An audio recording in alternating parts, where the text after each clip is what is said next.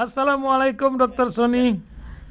Waalaikumsalam warahmatullahi wabarakatuh. Apa kabar Pak Sony? Ini sehat di sana di negeri jiran ini, Iya, Mas Sony ya? betul. Apa saya Alhamdulillah. manggilnya Bang, Mas Sehat. atau Kang atau apa nih Mas Sony?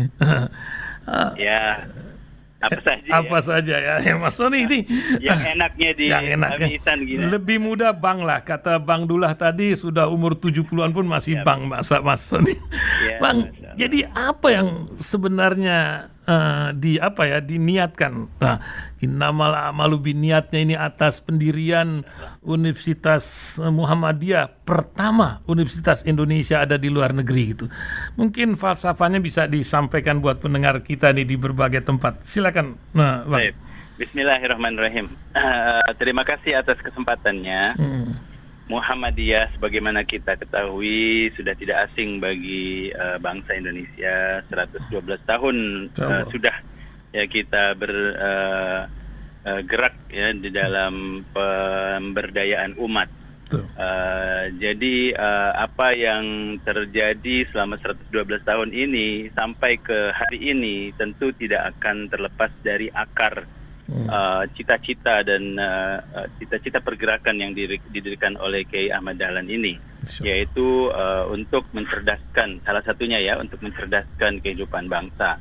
Maka komitmen Muhammadiyah dalam membangun sistem pendidikan bagi anak bangsa ini sangat konsisten.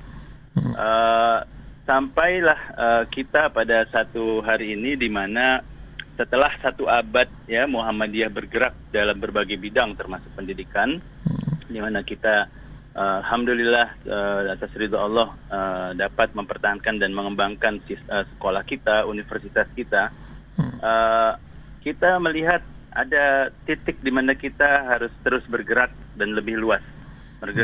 Karena dengan semangat Islam rahmatan lil alamin. Ini sebenarnya sudah berawal sejak zaman Kiai Dahlan sendiri bahwa Muhammadiyah siap untuk membantu siapa saja, tidak mengenal ras, bangsa, agama.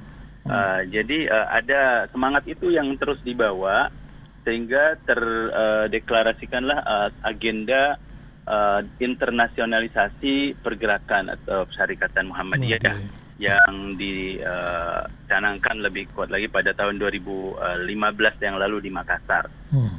Dari situlah kita mulai merancang ya beberapa agenda. Salah satunya memperkenalkan dan melebarkan semangat pendidikan Muhammadiyah yang moderat ya, dengan wawasan Islam moderat, Islam berkemajuan, yang mencoba memberdayakan seluruh potensi umat. Itulah jadi arahnya kita pengen agenda ini mengglobal karena kita yakin kebaikan itu bisa dinikmati oleh siapa saja dan harus dinikmati oleh siapa saja.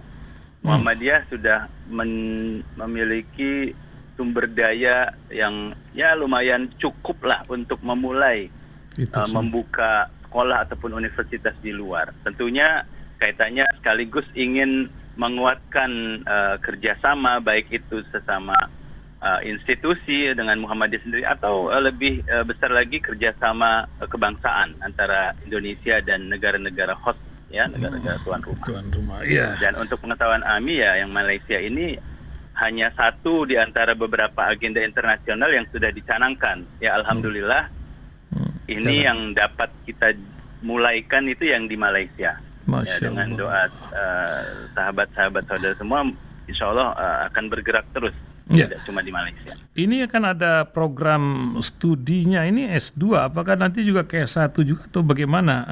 Baik, jadi kita mulai dengan konsep universitas penelitian atau research university, maka dimulai dengan S3 dan S2. Di dalam agenda jangka panjang, jangka menengah ya, S1 juga akan dibuka rencananya. Paling cepat 3 tahun setelah beroperasi.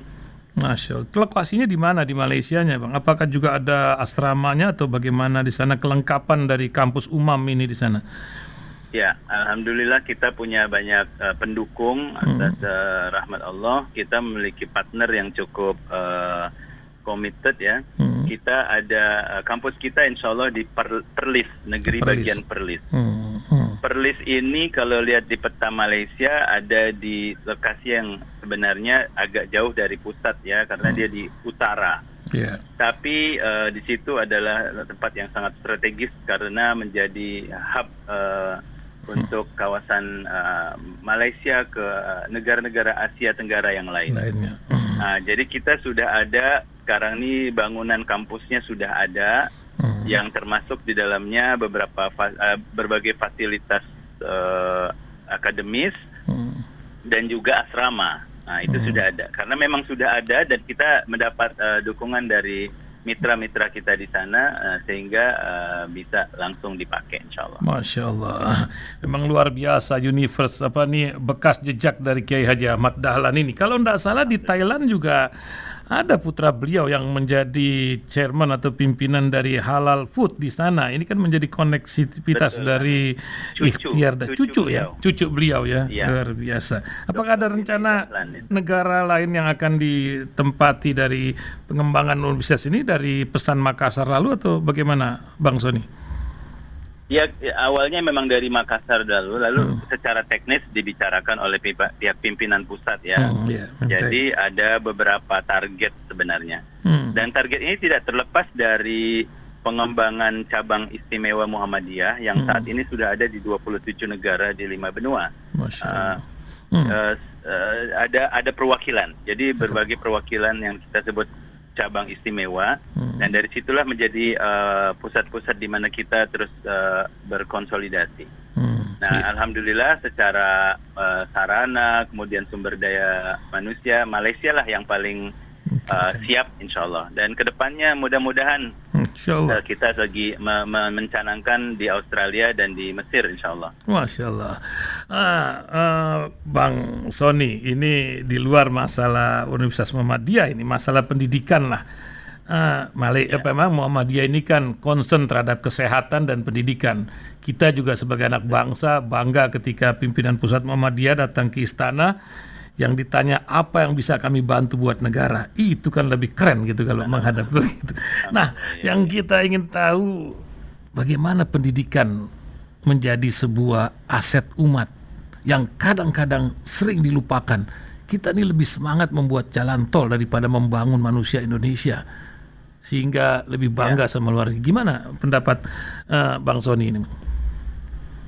Ya, menurut saya kalau kita sudah mulai melupakan jiwa pendidikan dan lebih mengedepankan dan merayakan physical infrastructure atau infrastruktur fisik, maka ini merupakan pengingkaran sejarah menurut saya, sangat ahistoris. Karena Indonesia ketika bergerak itu ya karena kita merdeka bukannya karena kita pengen punya aset-aset fisik itu. Kita berjuang merdeka karena kita ingin merdeka dari penguasaan jiwa yang waktu itu memang dikekang oleh penjajah. Kita tidak bisa berpikir, kita tidak bisa belajar. Dengan tidak bisa belajar, kita tidak bisa macam-macam. Boro-boro mau bikin bangunan, mau tahu berhitung pun juga tidak bisa gitu ya. Makanya dalam lagu Indonesia Raya yang didahulukan pasti apa? Bangunlah jiwanya dulu ya, Mia. Betul. Bangunlah jiwanya, bangunlah badannya.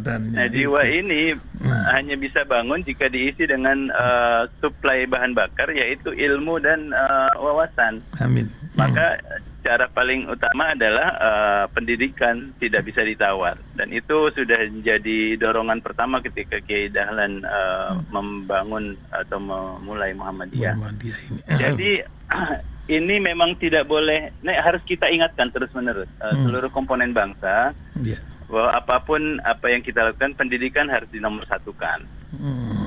Baik pemerintah, non-pemerintah, kita harus kerjasama dan harus saling ingatkan. Gitu. Betul, mudah-mudahan kita bisa meninggalkan ranking 2 dari bawah dari struktur PISA yang dunia ini yang jadi masalah kan. Ingat dulu Malaysia belajar sama pendidik-pendidik Indonesia, tapi sekarang nampaknya dunia terbaliknya. Nah, pesan Saya terakhir. sering ketemu ya Mi sama Ya. mereka yang dulu cerita orang-orang tua kita. Mereka yang mengalami langsung belajar di sekolah itu gurunya dari Indonesia dan itu tahun 70-an. Subhanallah, memang luar biasa. Jepang ketika di bom atom terakhir ditanya berapa sisa guru itu. Nah, pesan terakhir Bang Sony buat Indonesia di tahun baru dan juga menjelang hari kemerdekaan ini. Apa yang Bang Sony ingin sampaikan melalui corong radio inilah di berbagai tempat nih. Silakan Bang Sony. Terima kasih Ami.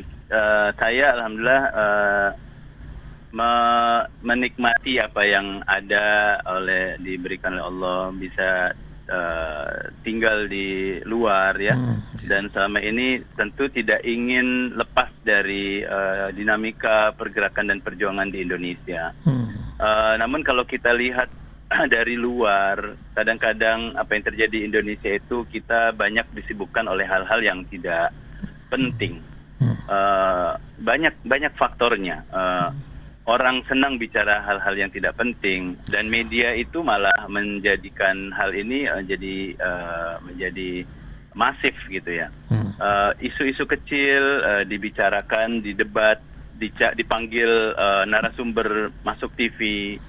Padahal beritanya sepele. Mohon bukannya menyepelekan berita, tapi kita tidak proporsional gitu loh. Waktu dan juga sumber daya yang kita keluarkan untuk membincangkan hal-hal yang tidak krusial untuk bangsa itu terlalu besar. Bahkan ini sampai merasuk ke peranata kehidupan komunitas kita. Contohnya di grup-grup WA lah yang sekarang memang lagi tren. Bisa dilihat bahwa kita tuh sibuk berpolemik untuk hal-hal yang sebenarnya mungkin sangat tidak krusial sama sekali. Jadi mari kita kembali kepada tujuan kita sebagai bangsa, tentunya sebagai hamba Allah, pengikut Rasulullah ya. Kita hidup ini tidak lama. Bermegah-megah dengan keduniaan itu tidak akan lama gitu. Kita pikirkan lagi apa yang kita bisa sumbangkan ya. Untuk bangsa ya, untuk masyarakat ya. Hidup itu sekarang kita senang, mungkin besok sakit ya. Jadi apa yang mau kita tinggalkan? Kalau semua kita ingat selalu tentang hal ini ya, insya Allah kita nggak akan sia-siakan hidup kita.